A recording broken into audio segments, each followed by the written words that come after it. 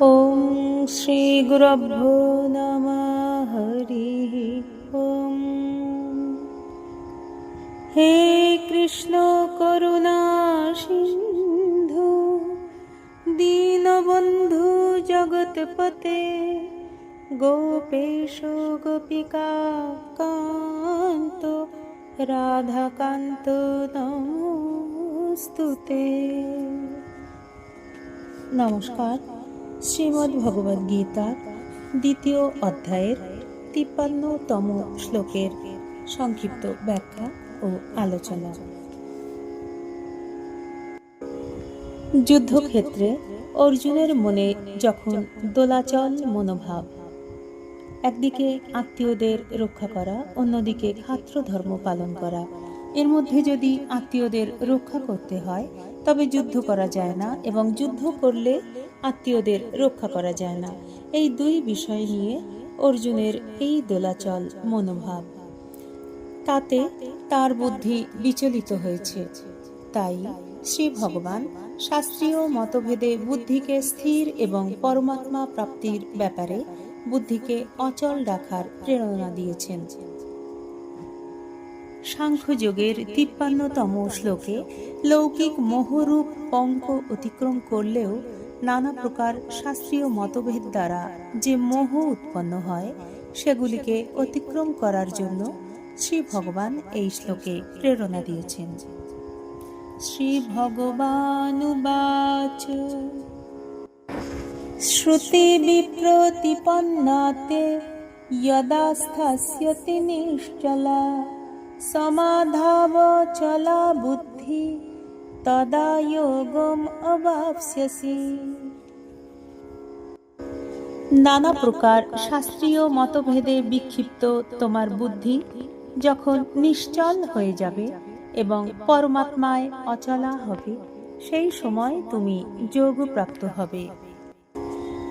গীতার সমগ্র শিক্ষায় দেখা যায় আধ্যাত্মিক উন্নতির ওপর জোর দেওয়া হয়েছে। সাধারণ ধর্মীয় আচার অনুষ্ঠানে এই আধ্যাত্মিক উন্নতির ভাবটির ওপর কখনো কোনো জোর দেওয়া হয় না। জীবনে ও কাজে অনন্ত আত্মার বিকশিত হওয়াই হল আধ্যাত্মিক উন্নতি। আধ্যাত্মিক উন্নতি বিনা ধর্ম কেবল একঘেয়ে ধর্মীয় আচরণ হয়ে দাঁড়ায়। এতে কোনো মঙ্গল হয় না, বরং বহু ক্ষতি হতে পারে। এসবই কেবল গোঁড়ামি ও লোক দেখানো কাজ। আধ্যাত্মিক উন্নতির দিকে বিশেষ মনোযোগ না দিলে ধর্মানুষ্ঠানে এই সব এসে যায়। স্বামী বিবেকানন্দ একটি চিঠিতে লিখেছিলেন, জগতের ধর্মসমূহ প্রাণহীন উপহাস হয়ে দাঁড়িয়েছে, আমাদের চাই চরিত্র। এই দৃষ্টিকোণ থেকে আজ প্রত্যেক ধর্মই নিষ্প্রাণ হয়ে দাঁড়িয়েছে। বিবেকানন্দের বেদান্ত মানুষকে তার নিজ সত্য স্বরূপে স্থাপন করে তাকে সম্মোহন মুক্ত করে। এরই নাম যোগ। এই শ্লোকের শেষে আছে তদা যোগম অবাপ্স্যসি, তখন তুমি সত্যই যোগে অধিষ্ঠিত হবে। তাই শ্রী ভগবান যখন বিষয়টির কথা তুললেন, অর্জুন প্রশ্ন করার সুযোগ পেলেন। এই শ্লোকে আমরা দেখি জগৎ সংসার থেকে সম্পর্ক ছেদ করার জন্য বুদ্ধি নিশ্চলা হওয়া প্রয়োজন। মোহকে দুভাগে ভাগ করা যায়, মোহ কলিল অর্থাৎ জাগতিক মোহ, আর শ্রুতি বিপ্রতিপত্তি অর্থাৎ শাস্ত্রীয় মোহ।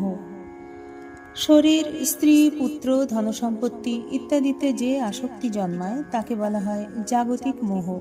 আর দ্বৈত, অদ্বৈত, দ্বৈতাদ্বৈত, বিশিষ্টাদ্বৈত এইসব দার্শনিক মতভেদে জড়িয়ে পড়াকে বলা হয় শাস্ত্রীয় মোহ।